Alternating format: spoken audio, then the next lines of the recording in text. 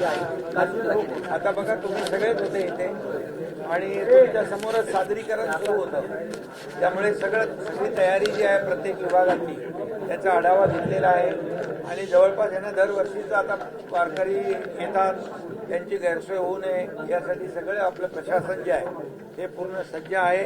काही अडचणी असतील त्या देखील आपण दूर केलेल्या आहेत. कुठलीही गैरसोय होऊ नये हीच काळजी सगळ्यांना घेण्याच्या सूचना दिल्या आहेत. टीमवर्क म्हणून काम करतायत आणि त्यामुळे मला वाटतं ही आषाढीची वारी अतिशय सुरक्षित, स्वच्छ, निर्मळ आणि आरोग्यदायी होईल. सर, आपण 100-125 कोटीपेक्षा जास्त खर्च करताय, पण हे कामाची क्वालिटी राहिली जाते का, त्याचा उपयोग होतो का? या बघासाठी एखादा अधिकारी किंवा काहीतरी कोणतंही काम असू दे, साधारण मोठा खर्च करतोय, पण त्याची एक्सपायरी 15 दिवस राहत नाही. नाही, या बाबतीमध्ये कलेक्टर इकडे आहेत. मी आता तुमच्या समोरच सांगतो, जी काही कामं झालेली आहेत त्याचं ऑडिट केलं पाहिजे आणि त्याचं ऑडिट करून जे काही कामं पैसे आपण दिलेले आहेत कामासाठी त्यामुळे थर्ड पार्टी ऑडिट करू आपण त्याचं आणि त्यामधून इथून पुढे कुठल्याही परिस्थितीमध्ये कुठल्याही निधीचा दुरुपयोग होणार नाही याची काळजी घेऊ. सर, आज आपण पाहणी केली आहे, वारकऱ्यांनी काय नेमक्या प्रतिक्रिया दिल्या?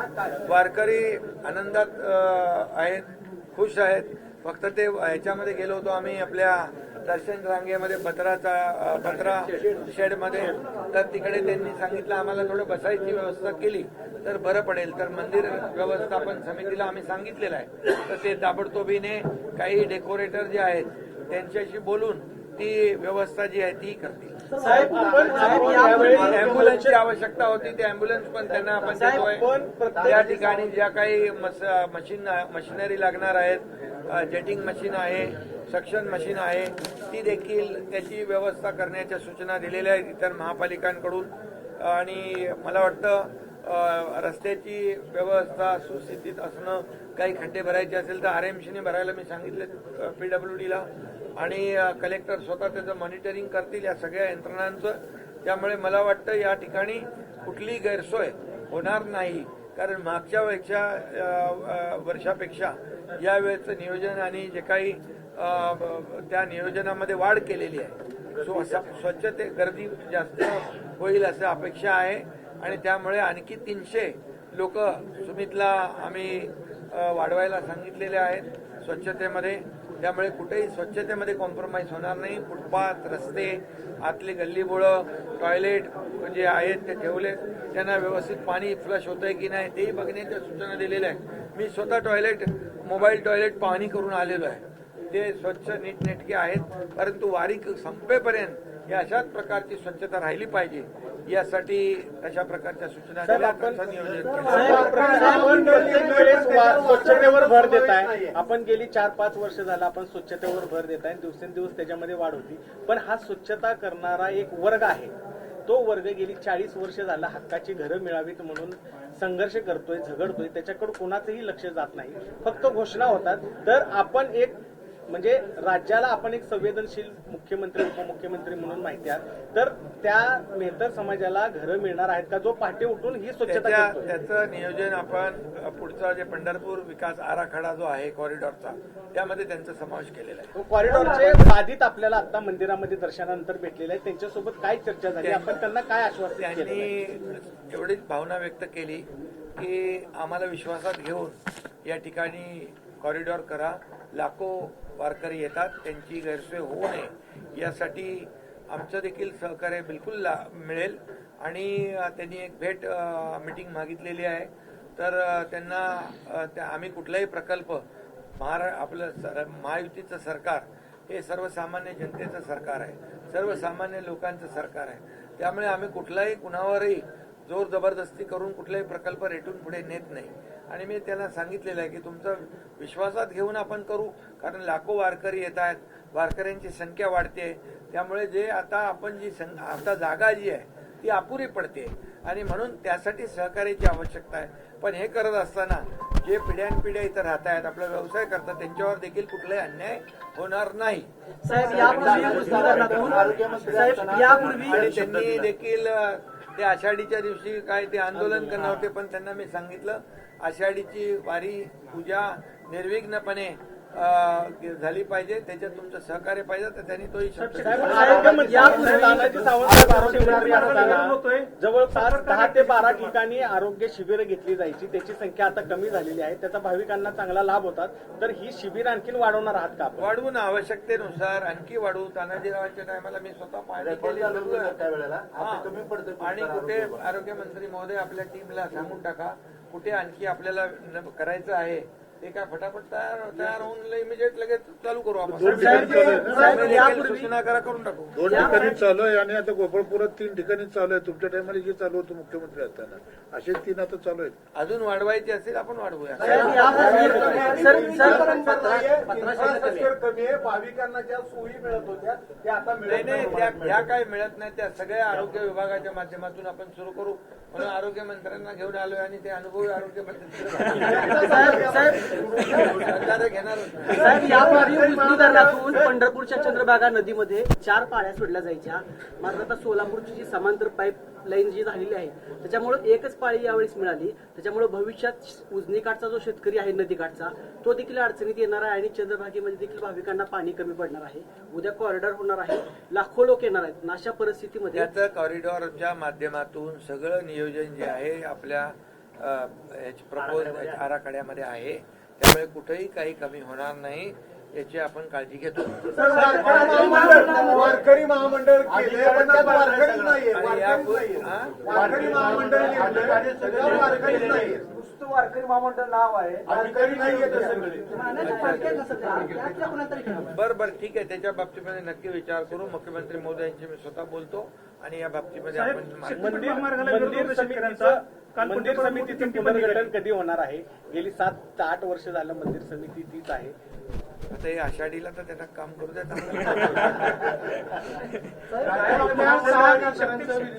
शक्तीपीठ महामार्गाचा विषय साहेब, काल मोठी दिंडी निघाली शेतकऱ्यांची, 13 जिल्ह्यातून विरोध होतोय. तर सरकार काय रेटतंय शक्तीपीठ? बघा, समृद्धी महामार्गाला देखील असा विरोध झाला होता, परंतु त्यानंतर लोकांना त्याचं महत्व पटलं. समृद्धी महामार्गामध्ये लोकांनी सहकार्य केलं. आता काही ठिकाणी विरोध होतोय, पण हा प्रकल्प जो आहे जिथं विरोध होतोय तिथून आम्ही काही त्याचा अलाइनमेंट चेंज करण्याचा देखील निर्णय घेतलेला आहे. परंतु जिथं लोकांना कळतंय की बाबा याचा फायदा होणार आहे तिथं लोक येत आहेत स्वतःहून पुढे. तर राज्यातला सर्वात मोठा पक्ष आता आपला शिवसेना बनलेला आहे. सगळ्यात जास्त खासदार आपल्याकडे आहेत. पुढचं देवाकडे काय आम्ही देवाकडे कोणता आशीर्वाद पाहिजे? हे बघा, देवाकडं मागणं आम्ही हेच मागतो की बळीराजाला सुखी ठेव, शेतकरी आमचा अन्नदाता आहे, चांगला पाऊस पडू दे, सगळ्यांचं म्हणजे समृद्ध होऊ दे. शेतकरी बळीराजा, कधी पण आम्ही शेतकऱ्यासाठी बळीराजा हा आमचा सगळ्यात महत्वाचा घटक आहे. आणि म्हणून मी नेहमी म्हणतो सरकारच्या तिजोरीवर पहिला अधिकार बळीराजाचा आहे आणि त्याला सुखी करण्याचं साकडं घातलेलं आहे. आणि महाराष्ट्रातल्या सर्व जनतेला सुखी करणं, महाराष्ट्राचा विकास भरभराट होऊ द्या अशा प्रकारचं परमेश्वराकडे, पांडुरंगाकडे एका बाजूला वारकऱ्यांच्या सेवेसाठी पावसात भिजताय आणि दुसऱ्या बाजूला देवाच्या नावाने, रामरक्षाच्या नावाने आंदोलन केलं जातं. कसा फरक आहे? आपण एका बाजूला पावसात भिजत आज वारकऱ्यांचा संवाद साधला, त्यांच्या अडीअडचणी जाणून घेतल्या. रामरक्षा हे फक्त बेगडी प्रेम आहे, हा दिखावा आहे. ज्यांनी राम भक्ताला चोर म्हटलं, राम भक्ताला हरामखोर म्हटलं, आता ते आता राम रक्षा करायला लागले. आता त्यांनी त्यांच्या पक्षाची रक्षा करण्यासाठी ते राम रक्षा करतात. मी काय आज जास्ती काय राजकीय बोलू इच्छित नाही. कलेक्टर साहेबांनी व्हीआयपी दर्शन बंदचा निर्णय घेतला, GR काढला, परंतु अनेक लोकप्रतिनिधी आग्रह करतात की आमच्या कार्यकर्त्यांना सोडा म्हणून. आज आपण उपमुख्यमंत्री असताना देखील मुखदर्शन घेतलं. आपला हा दर्श इतर लोकप्रतिनिधी घेतील का? सगळ्यांनी घेतला पाहिजे. मी मगाशीच म्हणालो की इथं VIP आम्ही कोणी नाही, इथला VIP हा पांडुरंगाचा वारकरी आहे.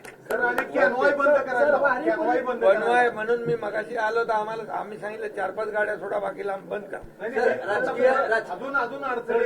ते कलेक्टर आहेत, कलेक्टर SP याचं मॉनिटरिंग करतील, ज्या माध्यमातून वारकऱ्यांना कुठली गैरसोय होणार नाही. मागच्या वेळेस आलो तर आम्ही त्या बुलेट गाडीवर गेलो. आता गर्दी नव्हती जास्ती म्हणून आम्ही गाड्यांनी गेलो. परंतु कुठल्याही परिस्थितीमध्ये वारकऱ्याला त्रास होणार नाही, त्याची गैरसोय होणार नाही, जबाबदारी सरकारची आहे आणि प्रशासनाची आहे ती आम्ही पार पाडू. 2019 आषाढीला पूजा करायला आपल्याला परत कधी अरे बाबा, आता तुम्हाला पांडुरंगाची पूजा करायला आज मी आलो, पांडुरंगाचं दर्शन घेतलं, पण वारकरी जे आहेत हा सगळ्यात महत्वाचा घटक आहे. त्याची गैरसोय होऊ नये त्याच्यासाठी नियोजन योग्य असावं म्हणून मी दरवेळेला येतो तसं आलेलो आहे. त्यामुळे मी समाधानी आहे आणि पांडुरंगाचं दर्शन झालं याच्यापेक्षा काय आहे? तुम्ही मुख्यमंत्री म्हणून आषाढीची पूजा करावी, वारकरी दर्शन भारी. अरे बाबा, त्या मागच्या आता कार्तिक किती करून दिलं. गुलाबराव पाटील म्हणतात की पवार एकत्र येतात, सगळी पवार ठाकरे एकत्र येत आहेत, चांगली गोष्ट आहे महाराष्ट्रात. ठाकरे कोण? दिली ठाकरे सर्व ठाकरे पवार का? अरे बाबा, हा प्रत्येकाचं राजकीय नको. रमेश म्हात्रेंचा आज न्यायालयाने जामीन फेटाळलेला आहे, त्यांना अटक करा, समर्पण करा असं न्यायालयाने सांगितलं. पक्षाकडून न्यायालयाचा आदर केलेला आहे आणि त्यांनी न्यायालयाचा आदेश मांडलेला आहे. पक्षाकडून काही कारवाई होणार आहे? पक्षाकडून देखील स्वतः खासदार डॉक्टर श्रीकांत शिंदे यांनी त्यांच्या भावना व्यक्त केलेल्या आहेत आणि डॉक्टरांना मारहाण करणं याचं समर्थन कधीच शिवसेनेने केलं नाही, मी कधी करणार नाही.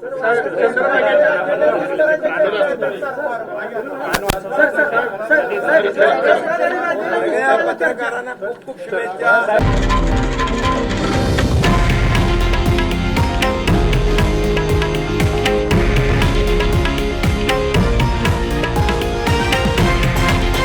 हे आहे देशातील नंबर 1 न्यूज नेटवर्क आणि आपण पाहत आहात TV9 मराठी, एकमेव.